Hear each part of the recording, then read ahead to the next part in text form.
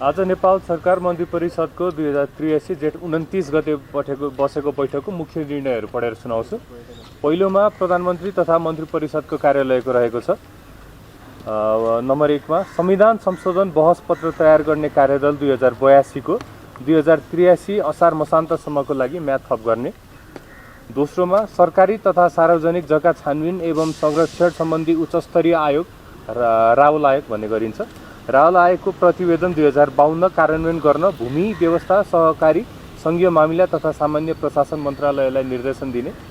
र अन्त्यमा अर्थ मन्त्रालयको श्री रमेश कुमार धिताल सिन्धुपाल्चोकलाई लेखामान बोर्डको अध्यक्ष पदमा मनोनयन गर्ने। आज यही तीनटा निर्णयहरू रहेका छन्। सुस्तामा यति बेला भारतीय बीएसएफका जवानहरूले प्रवेश लिएका छन्। त्यहाँका नागरिकहरूले सम्भवतः दोहोरो प्रतिवाद गरेको अवस्था रह्यो। यति बेला नेपाल सरकारले के गरिरहेको छ, त्यहाँको प्रमुख शासन सुरक्षाकर्मीहरूले के गरिरहेका छन्? यसमा पहिलादेखि नै सुस्तामा बस्नुभएको नेपाली नागरिकहरूले पहिलादेखि नै भूमिलाई रक्षा गरेर बसि नै राख्नु भएको छ। उहाँहरूलाई पनि एकदमै हामीले नमन गर्नुपर्छ। यो सम्बन्धी परराष्ट्र मन्त्रालयले आवश्यक कदमहरू चाल्ने नै छ। हजुर, एउटा यो अर्थमन्त्रीका विषयमा निकै धेरै प्रश्नहरू संसदीय प्लानिङ समिति गठनको माग गरिँदैछ विपक्षीय बेन्चबाट। हजुर, यसमा केही कुराहरू भयो भएन, अथवा भएन भने नि सरकारको चाहिँ के हो कुरा? अर्थ मन्त्रालयले अर्थमन्त्रीज्यूले यसमा प्रश्न बनाइसक्नु भएको छ, उठेको विषयहरूको उत्तर दिइसक्नु भएको छ, सदनमा पनि दिइसक्नु भएको छ, समितिमा पनि दिइसक्नु भएको छ। योभन्दा बाहेक आवश्यक त्यस्तो केही पनि अहिले आवश्यक हामीलाई महसुस भएको छैन।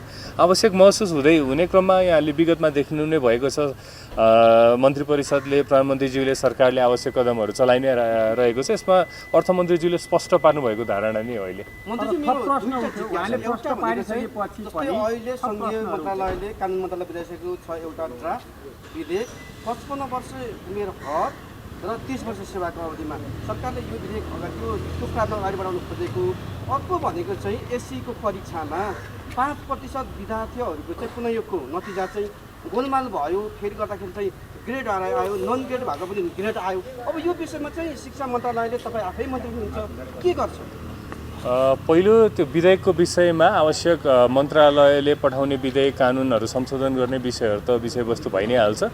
त्यो क्याबिनेट आएर क्याबिनेटबाट त्यो पारित भएर अगाडि बढिसकेपछि थप त्यसको बारेमा जानकारी प्राप्त हुन्छ। एससी सम्बन्धी त्यस्तो अनियमितता भएको केही रहेछ भने कसले त्यसलाई कमजोरी गरेको हो के त्यसमा छानबिन गर्नु पर्यो भने भइ नै हाल्छ। अहिलेसम्म त्यस्तो औपचारिक रूपमा मन्त्रालयमा त्यस्तो जानकारी आएको छैन। एक्जाम छ, पुरा कलेज एक्जाम छ, अहिलेसम्म चाहिँ हजारवटा भन्दा कति चाहिँ हरायो भनिरहेको छ। त्यस्तो छैन। त्यस्तो के गर्नु सक्छ? होइन, त्यस्तो भएको छ। मन्त्रालयमा त्यो सम्बन्धी जानकारी केही पनि आएको छैन।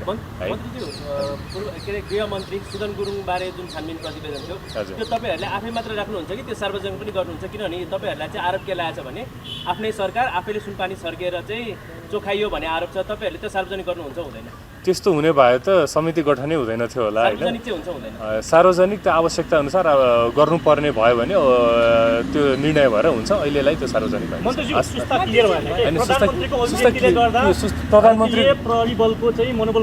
त्यो प्रधानमन्त्रीको अभिव्यक्तिले गर्दा होइन, त्यो वर्षौँदेखि सुस्तामा यस्तो समस्याहरू आउँदै गरेको थियो।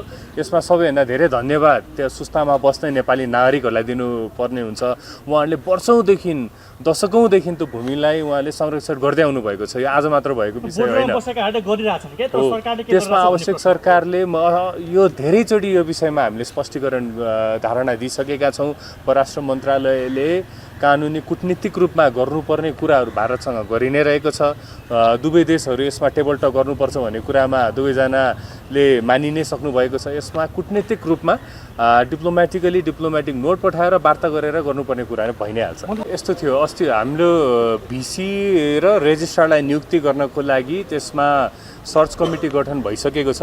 बिचमा सर्च कमिटीमा भएको एकजना सदस्य विदेश जानु भएको हुनाले उहाँले राजीनामा दिएर जानुभयो।